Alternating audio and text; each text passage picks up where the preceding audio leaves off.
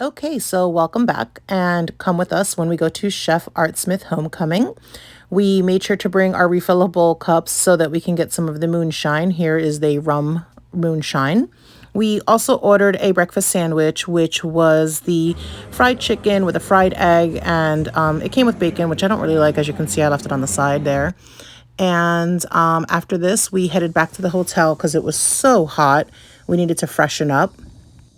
And like I had mentioned in my last video, they had hooked us up with a room close to the Skyliner. So since we were going to Epcot, we, after freshening up, grabbing our fans, grabbing our ice water, made our way over to the Skyliner so that we could make it over to Epcot. We did see some clouds starting to come in. We did have some umbrellas on us, so that was good. This was a short ride because what happens is when you stay at a value resort such as Pop Century or Art of Animation, you can take the Skyliner, but you will have to disembark at Caribbean Beach Resort. So here we did have a little Skyliner to ourselves. Caribbean Beach Resort, with connecting flights to Disney's Hollywood Studios and Epcot International Gateway.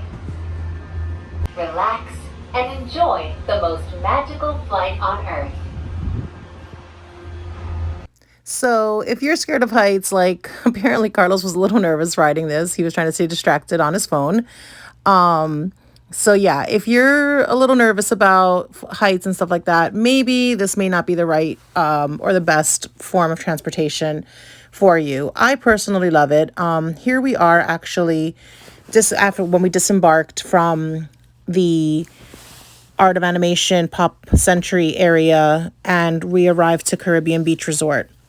And we are, I'm not sure why the video went to slow motion here, but here is basically where we disembarked, and there's different areas. There's obviously cast members helping you figure out which way you need to go, because from here, this is kind of like what they call the hub. You can take the Skyliner to Epcot, which is what we were doing, but not just to Epcot, also to Riviera Resort, which is one of our favorite resorts, and we have yet to stay there. Hopefully we will soon. And then the other, I guess, line of the Skyliner takes you to Hollywood Studios, and I'm not sure if there's anything else over there. I guess the hotels that are in that area. You can also check that out.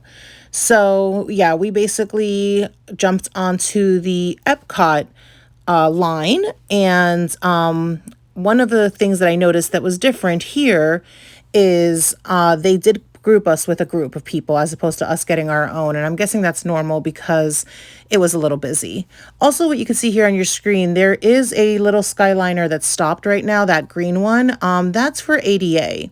So like if there's a wheelchair or, you know, something that needs to be more accessible, they do stop the Skyliner so that they could load those guests on. Sometimes people get freaked out because if you're already riding the Skyliner and you're in the middle of the air on your way, you know, to your destination and it stops, it's not necessarily because it broke down. It could be because, you know, they're loading some guests on. As you can see here, he's still staying distracted on his phone. We didn't get a great view because the Skyliner that we got was wrapped. You could request one that's not wrapped so that you can get a better view of, you know, what's down below.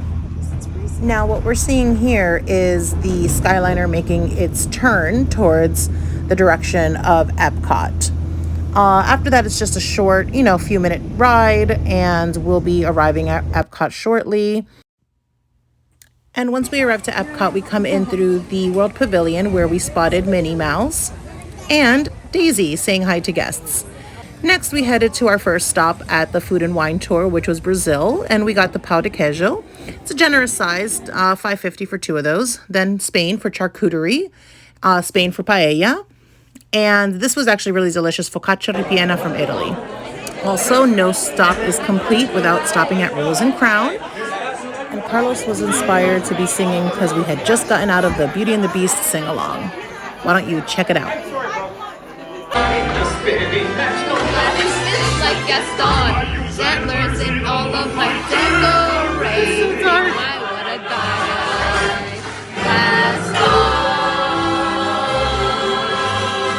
Yeah, in this heat, make sure you take advantage of indoor activities.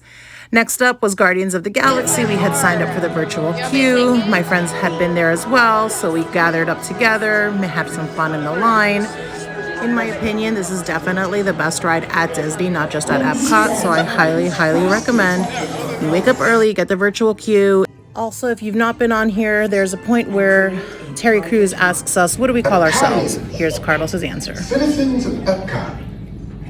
Does anyone know what they call themselves? Disney day drinkers. Someone needs to tell me when I'm on. Yeah, he always does that. But what are we going to do? I loved capturing my friend's reaction to it. Apparently, a lot of people loved it, though. He was getting high fives all the way. Next up, our ride photo. You could tell we were having a blast, or at least I was. All right, that's it for now. Here's a little view of the fireworks as we walked out because it does get quite busy. And like always, stay tuned for more. Like and subscribe. Follow along for all types of videos. Goodbye.